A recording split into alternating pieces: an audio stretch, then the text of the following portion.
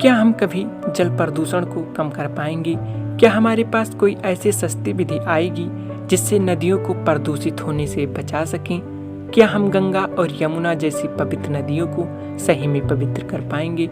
तो इन सब सवालों का जवाब जानने के लिए हम बात करते हैं sewage treatment plant. Sewage treatment plant एक ऐसा प्लांट है जिसमें बैक्टीरिया और माइक्रोब्स का इस्तेमाल करके सीवेज में मौजूद हानिकारक पदार्थों को काफ़ी हद तक कम किया जा सकता है।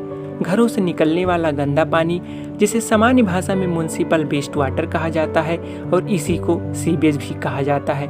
सीवेज में बहुत सारे रोगजनक बैक्टीरिया, दूसरे सूक्ष्म जीव उपस्थित होते हैं। साथ ही साथ बहुत अधिक मात्रा में कार्बनिक और अकार्बनिक तत्व भी पाए जाते हैं। यही सीवेज सीधे फीवर में जाता है और वहां से रिवर या नदियों में बिना साफ किए हुए गिरा दिया जाता है, जिससे हमारी नदियों का प्रदूषण स्तर दिन दिन बढ़ता जा रहा है। इसके अलावा फैक्ट्रियों से निकलने वाला गंदा पानी भी सीधे नदियों में गिरा दिया जाता है।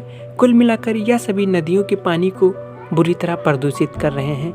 इन प्रदूषित जलों को स्वच्छ करने के लिए सीवेज ट्रीटमेंट करते हैं और फिर स्वच्छ जल को नदियों में छोड़ दिया जाता है।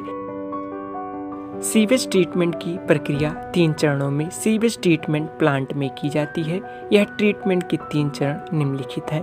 पहला प्राइमरी ट्रीटमेंट, जिसे फिजिकल ट्रीटमेंट के नाम से भी जाना जाता है। दूसरा सेकेंडरी ट्रीटमेंट, जिसे बायोलॉजिकल ट्रीटमेंट के नाम से भी जाना जाता है। तीसरा टर्सरी ट्रीटमेंट, जिसे केमिकल ट्रीटमेंट के नाम से भी जाना जाता है। पहला प्राइमरी ट्रीटमेंट और फिजिकल ट्रीटमेंट।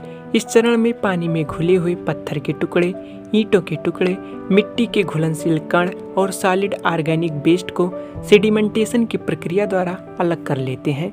इसके साथ ही प्लास्टिक की दफ्ती, कपड़े या दूसरे अनघुलनशील वेस्ट को सीक्वेंशियल फिल्ट्रेशन के द्वारा अलग अलग आकार की जाली लगाकर अलग कर लिया जाता है।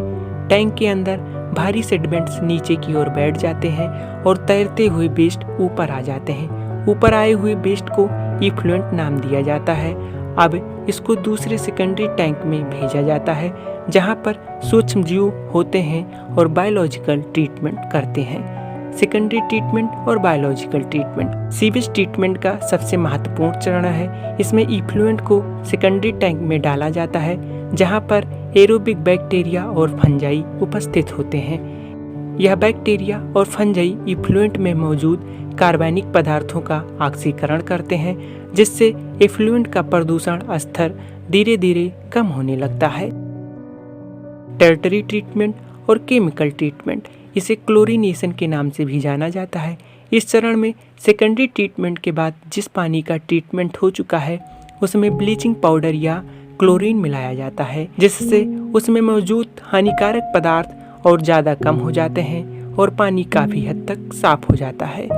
केमिकल ट्रीटमेंट के बाद जल को नदियों में गिराया जाता है और बचे हुए स्लज को फर्टिलाइजर के तौर पर खेतों में या बायोगैस के बनाने में इस्तेमाल किया जाता है।